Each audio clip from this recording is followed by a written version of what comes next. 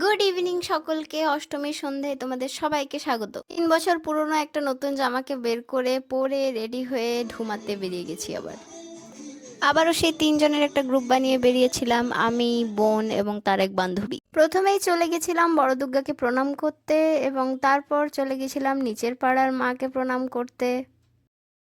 এই পুজোর দিনগুলোতে আমাদের প্রতিটা চেনা জায়গা, অলি গলিগুলোও যেন একদম অচেনা নতুন এক জাঁকজমকপূর্ণ জায়গায় পরিণত হয়।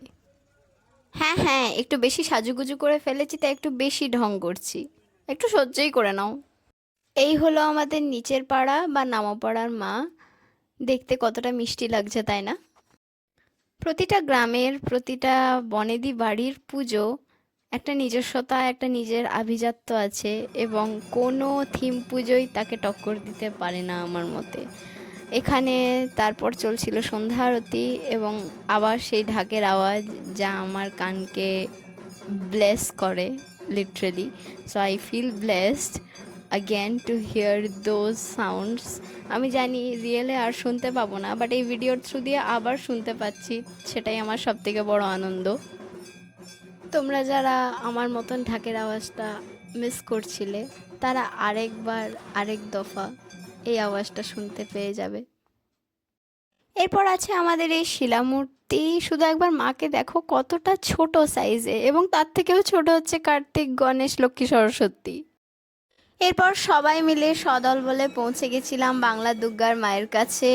তখন সেখানে আরতি চলছিল, সন্ধ্যা আরতি চলছিল এবং এখানেও ঢাক বাজানো হচ্ছিল এবং একই সঙ্গে ঢাক বাজানোটা আমাকে ইকুয়াল পিস দিচ্ছিল যেমনটা আগেরটা হয়েছে। এই হলো আমাদের বাংলা দুর্গার মা গোটা পরিবার সমেত। তারপর হাঁটা দিয়েছিলাম সিংহবাহিনী মাকে প্রণাম করতে এবং ইকুয়ালি প্রতিটা বনেদি বাড়ির পুজোর মতো এখানেও মাকে খুব মিষ্টি লাগছিল। মা আসেন শুধুমাত্র 4টে দিনের জন্য স্বর্গ থেকে মর্তে। টেকনিক্যালি দেখতে গেলে 100 ঘন্টাও পূরণ হয় না, 96 ঘন্টার মধ্যেই মা আবার ফেরতও চলে যান।